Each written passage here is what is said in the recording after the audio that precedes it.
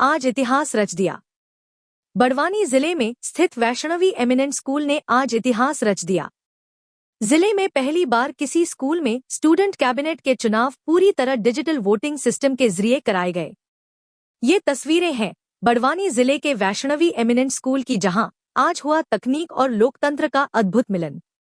School के student cabinet चुनावों में बच्चों ने वोट तो डाले, लेकिन पारंपरिक तरीके से नहीं, बल्कि डिजिटल प्लेटफॉर्म के जरिए स्कूल प्रशासन ने इस चुनाव के लिए एक विशेष सॉफ्टवेयर कंपनी की मदद से कस्टम ई वोटिंग सिस्टम तैयार कराया। छात्र छात्राओं ने अपनी पसंद के कैंडिडेट को टैबलेट या कंप्यूटर पर क्लिक कर वोट दिया। इस चुनाव में लगभग सभी कक्षाओं के छात्रों ने हिस्सा लिया और उन्हें पूरी प्रक्रिया के जरिए लोकतंत्र का वास्तविक अनुभव कराया गया। परिणाम भी त्वरित रूप से उसी सॉफ्टवेयर द्वारा घोषित किए जाएंगे। प्राचार्य दिनेश शर्मा ने बताया, हम चाहते थे कि बच्चे सिर्फ किताबों से नहीं, बल्कि व्यवहारिक रूप से भी लोकतंत्र को समझें।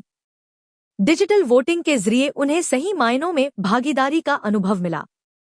ये सिर्फ चुनाव नहीं था, यह बच्चों के भीतर नेतृत्व और जिम्मेदारी की भावना जगाने का प्रयास था।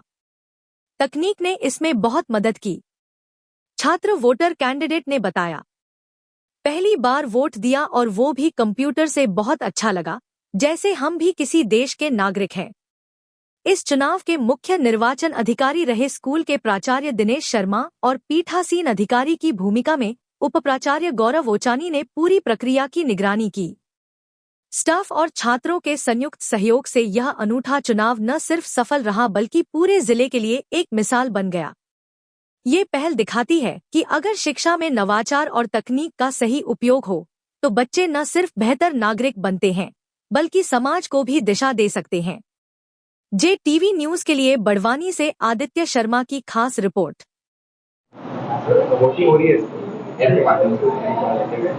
Yes, we do have the elections for student council every year, but इस बार हमने नया ये किया है कि जो बच्चों का काउंसिल का इलेक्शन हो रहा है, वो पूरा इलेक्शन हो रहा है इस बार एक ऐप के थ्रू। अब तक लास्ट ईयर तक हम बच्चों को जो वोटिंग होती है बाय बैलेट पेपर्स वो कर रहे थे। इस बार हमारे पास नया सॉफ्टवेयर आया है जो हमारे स्कूल के लिए एक्सक्लूसिव बना गया है। इसकी खासियत यह है कि इसमें बच्चों को ऑप्शन मिलेगा हेड बॉय और हेड गर्ल सिलेक्ट करने के लिए।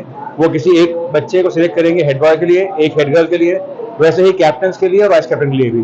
और कंपलसरी ये है कि सबके वोट देना कंपलसरी है। अगर बच्चा किसी को वोट नहीं देता है तो वोट सबमिट नहीं होगा। पहले वोटिंग बैलेट पेपर से हो रही थी, जहाँ हमारे खुद के बैलेट्स थे, सील थी, बच्चे सील लगा रहे थे, बैलेट बॉक्स में डाल रहे थे और काउंटिंग बाद में हो रही थी, जो एक लंबी प्रोसेस थी।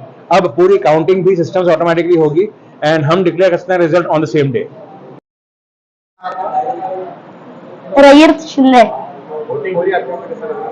मुझे बहुत खुशी हो रही है कि हमारे स्कूल में वोटिंग हो रही है, वो भी इलेक्ट्रॉनिक तरीके से, जिससे कि मुझे एक और बात की खुशी है कि यहाँ पर जैसे कि लोकतंत्र में 18 साल के बाद हम वोटिंग कर सकते हैं, परंतु यहाँ पर 18 साल के बाद करने वाले जो काम है वो 18 साल के पहले ही करवा रहे हैं, जो कि हम हमारी डेमोक्रेसी हमको कि हम हमारे हेड बॉय हेड गर्ल को चूज कर सकते हैं और हम चूज कर सकते हैं, हम ये बता सकते हैं कि हमको ये है, और उसकी मदद से जिस प्रकार से लोकतंत्र में होता है सभी लोग जो उनकी सहमति रहती है उससे हम चूज करते हैं, वैसे यहाँ पर भी हम हमारी सहमति से हमारे कैंडिडेट्स को चूज कर पाते हैं। Thank you. मैं 7th में पढ़ती। मेरा नाम है जसप्रीत कौर, मैं कक्षा 12 कॉमर्स में अध्ययन करती हूँ। आज चुनाव हो रहा है,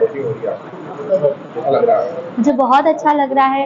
इस स्कूल में पहली बार सॉफ्टवेयर के थ्रू वोटिंग हो रही है। इससे पहले स्टैम्प और स्लिप में होती थी, हम लोग स्लिप में जिसको भी हमें वोट देना है हम उसमें स्टैम्प लगाते थे।